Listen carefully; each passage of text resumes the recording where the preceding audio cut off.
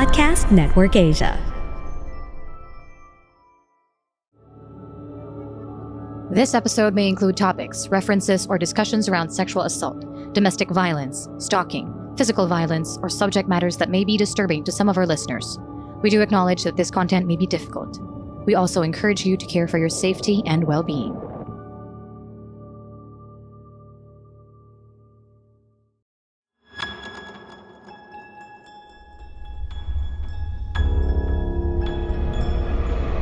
Shocking, sad, revealing, and deeply researched, PH Murder Stories podcast covers the true account of infamous killings and true crime stories from the Philippines.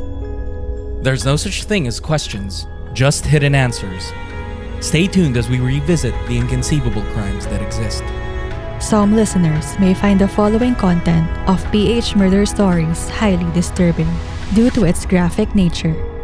PH Murder Stories does not condone nor promote violence of all sorts. Viewer discretion is advised.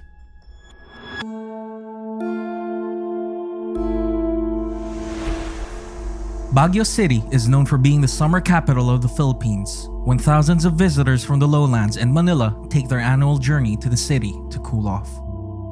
However, little did we know that one of the most gruesome crimes in the country's special summer getaway would happen on August 15, 2018. The body of 22-year-old Lindsay Valdez, a pawnshop cashier at 202 Cellfone Pawnshop, was found dead inside a vault room covered with her blood. Authorities also discovered that the victim's neck was slashed and her face, arms, and legs were bound with packaging tape.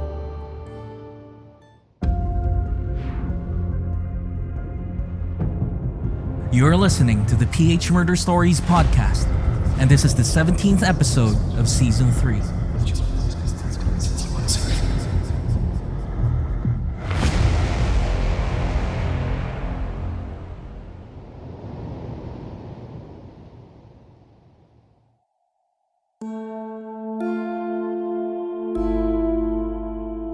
22-year-old Lindsay Valdez was a good and hardworking woman that wanted to help her family in any way she could, as stated by her father in an interview with the ABS-CBN crime show Scene of the Crime Operatives.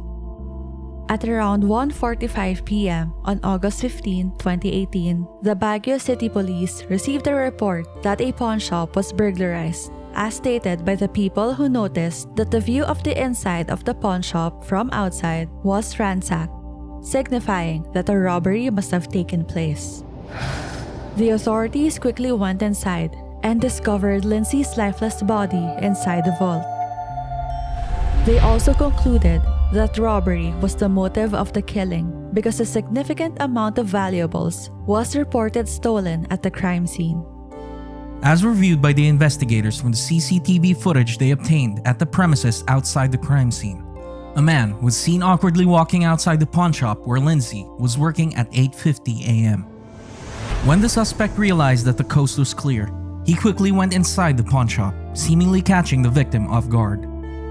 Initially, the authorities intended to review the available footage, particularly the suspect's movements when he got inside the pawn shop and left the crime scene. While the police officers were analyzing the footage, they came across another man knocking at the pawn shop's glass window, but a few minutes later, he left the premises. This man would eventually be the key witness to Lindsay Valdez's case. 3 minutes later, the suspect was seen quickly leaving the premises. In a written affidavit provided by the witness, he stated that he was knocking on the pawn shop's glass window using a coin, hoping for the cashier to come out because the witness was planning to retrieve the MacBook Pro that he pawned a few days ago. However, he did not see the cashier. Instead, he saw a man who was possibly 5'6", a medium build, and was wearing a white t-shirt and denim jeans, which was a suspect. The peculiar man told the witness to return an hour later because the cashier was out. He also offered the witness to enter the pawn shop and wait for the cashier to return. Fortunately, the witness felt scared and told the suspect that he would return later to retrieve his laptop. Who knows what would have happened to him if he had gone inside the pawn shop. Moreover, the witness told the authorities that he returned 6 times to the pawn shop and no one was there to receive him, which was confirmed by the investigators. The investigators looked at all CCTV footage near the crime scene and saw a much clearer photo of the victim taken from the footage found on a nearby footbridge and was quickly posted to the Baguio City Police Facebook page in hopes that it could obtain information from the netizens regarding the whereabouts of the suspect. Subsequently, a government official from DSWD Baguio came forward on the same day of the tragic incident and told the police that there was a man named Rodrigo Arandela with the same clothes and description, minus the bonnet and face mask, that asked for medical assistance for his live-in partner. The police finally caught a break because the suspect left personal details that the authorities could look into to find his whereabouts. Also, they matched the government official's description of the suspect with the first witness's account, which matched with the footage of the man in the footbridge and 6 other clear photos of Rodrigo Arandela. 𝗕Jesus Valdez, the victim's father, had something to say regarding the suspect. Quote, "Kung talagang siya yung gumawa po, hindi ko mapapatawad po yun. Ayoko. Di po mangyayari yung patawad lang po. Dapat na lang talaga ang pagdusahan niya talaga. Kahit doon na po sa bilangguan po. Hindi na po palalabasin po kung siya po ang gumawa." Unquote. The Baguio City Police filed charges of robbery with homicide against the suspect and finally caught him on October 16, 2018. Rodrigo Arandela denied that he had something to do with the crimes, but clearly the CCTV footage and eyewitnesses prove otherwise. Currently, the suspect is behind bars at the Baguio City Jail.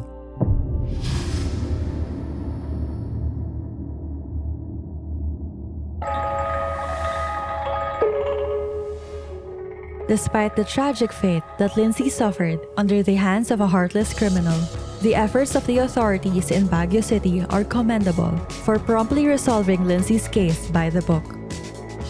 Let us hope that other police districts in the country could also emulate what the authorities in Lindsay's case have done.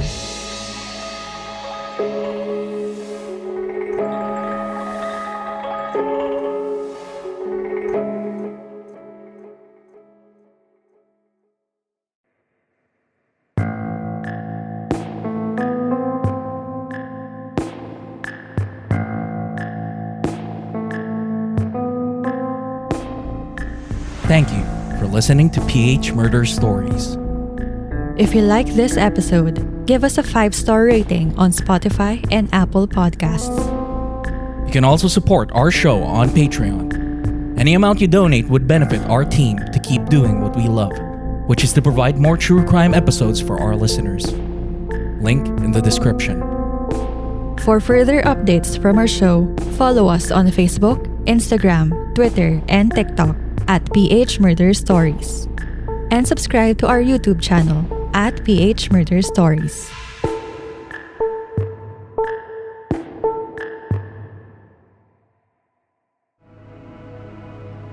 The views and opinions expressed by the podcast creators, hosts, and guests do not necessarily reflect the official policy and position of Podcast Network Asia, the hosts of the program, or other programs of the network. Any content provided by the people on the podcast are of their own opinion and are not intended to malign any religion, ethnic group, club, organization, company, individual, or anyone or anything.